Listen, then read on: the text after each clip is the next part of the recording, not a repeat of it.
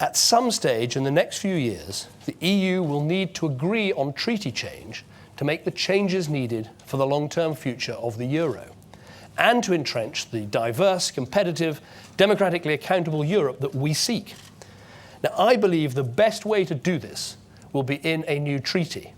So today I add my voice to those who are already calling for this. Now, my strong preference is to enact these changes for the entire European Union, not just for Britain. But if there is no appetite for a new treaty for us, and if there is no appetite for a new treaty for us or for us all, then of course Britain would be ready to address the changes we need in a negotiation with our European partners. So the next Conservative manifesto in 2015 will ask for a mandate from the British people for a Conservative government to negotiate a new settlement with our European partners in the next Parliament. It will be a relationship with the single market at its heart.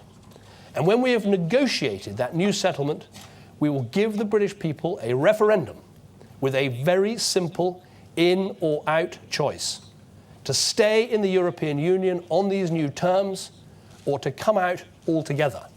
It will be an in-out referendum. Legislation will be drafted before the next election, and if a Conservative government is elected, we will introduce the enabling legislation immediately and pass it by the end of that year, and we will complete this negotiation and hold this referendum within the first half of the next Parliament.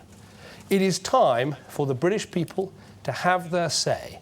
It is time for us to settle this question about Britain and Europe. Therefore, the possibility is you will end up campaigning for a no in that referendum you're talking about. You have to accept that that is a possibility, isn't it? Well, now I say to the British people, this will be your decision.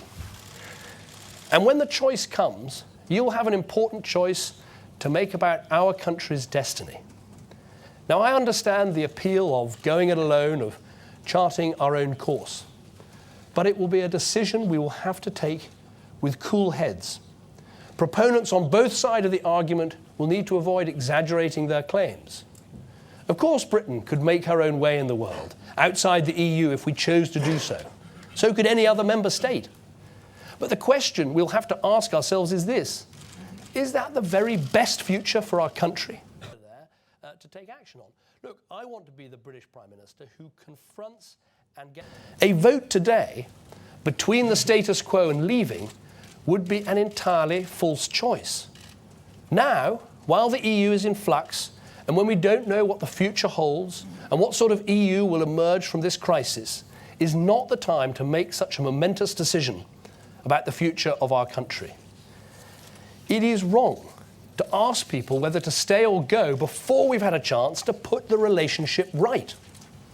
How can we sensibly answer the question in or out without being able to answer the most basic question? What is it exactly that we're choosing to be in or out of?